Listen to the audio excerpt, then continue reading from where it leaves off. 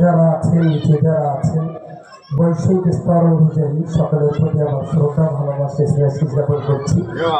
আর আমার আব্দুল খালেক ভাই যে কথাটা বলে যেখানে শেষ করেছে তারপর থেকে আমি দুটো কথা বলছি। খুব স্বাভাবিকভাবেই গোটা দেশ জুড়ে যে অস্থিরতা, ধর্মীয় বিভাজন, জাতি দাঙ্গা, বিচ্ছিন্নতাবাদী এবং সহিংসতার যে চরম রূপ আমরা দেখছি, এটাকে পরিষ্কার করে বলা যেতে পারে কেউ ছিঁড়বে, কেউ জুড়বে, কেউ ভাঙবে, কেউ গড়বে, কেউ বড়াবে, কেউ বাঁচাবে, কেউ মারবে, কেউ চিকিৎসা করবে।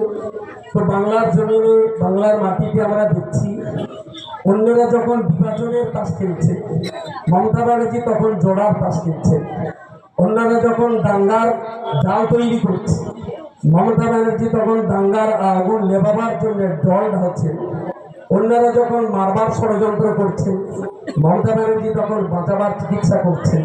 তাই পশ্চিমবাংলার 2026-এর যে নির্বাচন, এই নির্বাচনটা শুধুমাত্র একটা বিধানসভা নির্বাচন বললে বা ভাবলে ভুল হবে।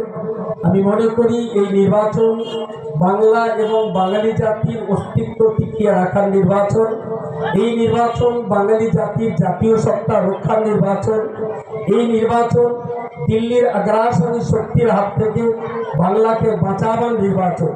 সুতরাং অন্যান্য প্রার্থী, অন্যান্য দল যে যাই কে কোন ভাষা বলে ভোট চাইছেন আমি জানি না, তবে আমার তো মনে হয় মমতাজির যে উন্নয়নের রূপরেখা, মমতাজির যে কর্মপদ্ধতি, অভিষেকজির যে প্ল্যান পরিকল্পনা নিয়ে তারা এগিয়ে আসছেন, পশ্চিমবাংলায় তৃণমূল দলের এই কর্মপদ্ধতি এগিয়ে নিয়ে যাওয়ার এই পরিবেশ পরিস্থিতির মোকাবেলায় অন্যান্য রাজনৈতিক দলগুলো একেবারেই দুধের ফিডারে মুখ লাগিয়ে দুধ খাওয়া শিশুর সমান তৃণমূলের সঙ্গে পাল্লা দেওয়ার মতো কোনো দল পশ্চিমবঙ্গে নেই।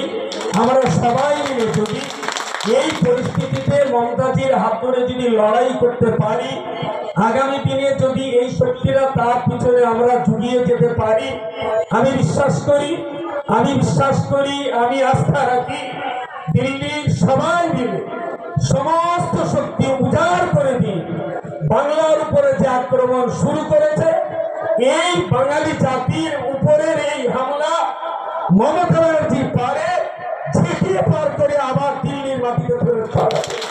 তাই আমরা মমতা ব্যানার্জির হাত শক্ত করার জন্য এসেছি।